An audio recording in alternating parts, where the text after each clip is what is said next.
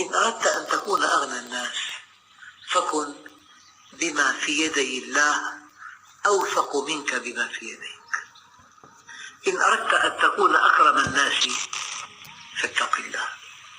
كن عن همومك معرضا، وكل الأمور إلى القضاء، وابشر بخير عاجل تنسى به ما قد مضى. فلرب أمر مسخط لك في عواقبه رضا، ولربما ضاق المضيق، ولربما اتسع الفضا. الله يفعل ما يشاء فلا تكن معترضا، الله عودك الجميل فقس على ما قد مضى. إن أردت أن تكون أقوى الناس فتوكل على الله، هو الفتاح، يفتح لك الأبواب المغلقة. أحيانا يغلق باب الزواج، تخطب وتخطب وتخطب، وكلما اهتديت إلى فتاة أعجبتك رفضوا الزواج منك، وكلما تيسر أمر تعسر أمر. تقول سنوات وسنوات وأنا أطرق أبواب الناس ولا طريق إلى الزواج، باب الزواج مغلق. أيها الإخوة، لعل الله عز وجل حينما يغلق لك الأبواب كلها أراد أن تتجه إليه نحو الأعلى.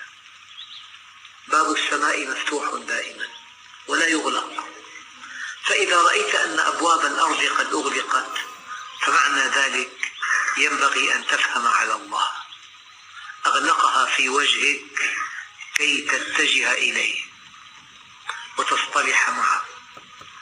وهذا ما يعانيه المسلمون اليوم. قد تسأل مسلما بحسب ما يقرأ وما يسمع، بحسب الواقع، التحليلات، يقول لك ليس هناك من أمل، أبواب الفرج الأرضي أغلقت، وكأن الله يريدنا أن نتجه إليه وأن نصطلح معه.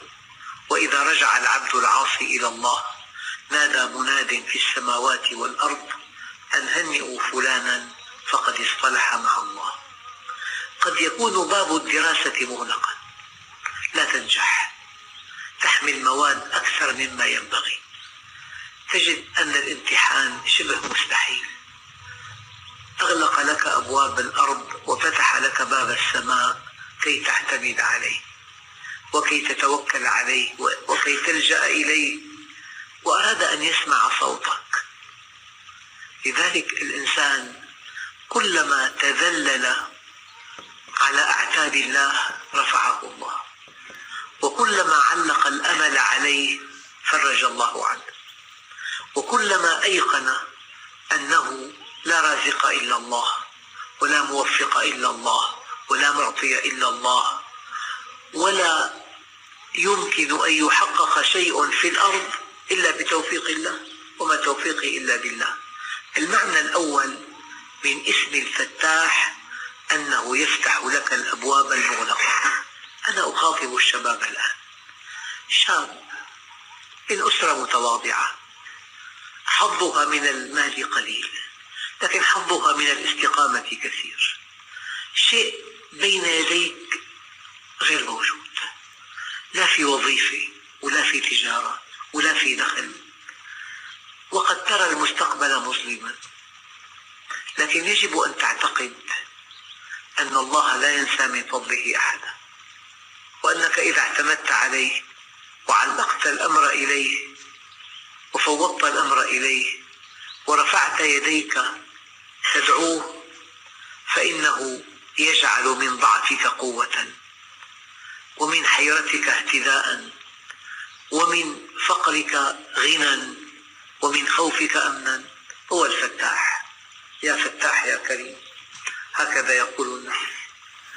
التاجر يفتح دكانه ويقول يا فتاح اجبر عني هذه البضاعة. الطالب يقول يا فتاح افتح لي ذهني في الامتحان. الصانع يقول يا فتاح. المسجون يقول يا فتاح افتح لي أبواب السجن واعفو عني يا رب. المريض باب الصحة أغلق في وجهه كلما سأل طبيبا يقول ما في أمل، حالتك صعبة جدا. فإلى أن تغلق الأبواب كلها أمامه بقي باب السماء مفتوحا، توجه إلى السماء. أول معنى من معاني الفتاح أنه يفتح الأبواب المغلقة، الأمور المعسرة، الطرق المسدودة، الحيل المخفقة يفتحها. لذلك العوام لهم كلمات على بساطتها رائعة: الذي عند الله ليس عند العبد. أعرف رجل عنده معمل وناجح جدا بهذا المعمل، سمع من إنسان صاحب قرار في هذا البلد أن عام 83 هذا العام ينتهي فيه القطاع الخاص كليا، فصدق هذا الكلام وباع معمل.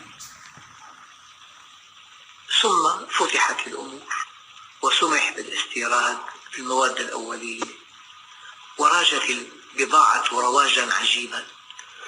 هو خطأه أنه صدق هذا الإنسان، ولو أنه اعتقد أن الذي عند الله ليس عند أحد، وأن الغيب لا يعلمه إلا الله، وأن الله هو الفتاح العليم. نزلت فلما استحكمت حلقاتها فرجت. اشتدي أزمة تنفرجي. والآن الأزمة في أشدها على المسلمين في العالم كله. يوشك أن تداعى عليكم الأمم كما تداعى الأكلة إلى قصعتها. كل من في الدنيا يتربص بنا.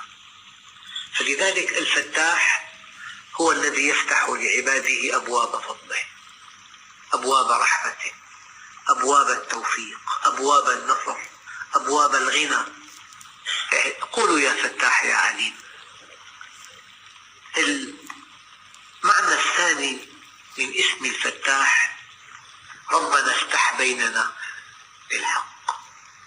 خصومات، خلافات، كل يدعي أنه على حق، وكل يدعي أن تحليله صحيح، وكل يدعي أن رؤيته صائبة، وكلهم مختلفون.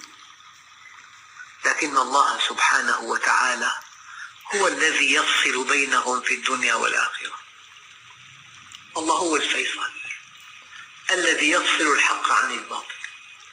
أيام خلاف زوجي مستحكم، ربنا افتح بيننا.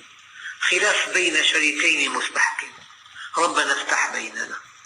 خلاف بين حضارتين مستحكم، ربنا افتح بيننا.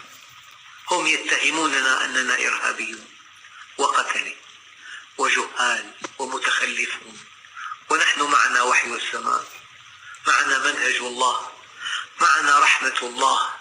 لكن هم يعتقدون خطأ أننا متخلفون، ونحن نعلم علم اليقين أننا على حق، المؤمنين طبعا. فلذلك قل ربنا افتح بيننا بالحق.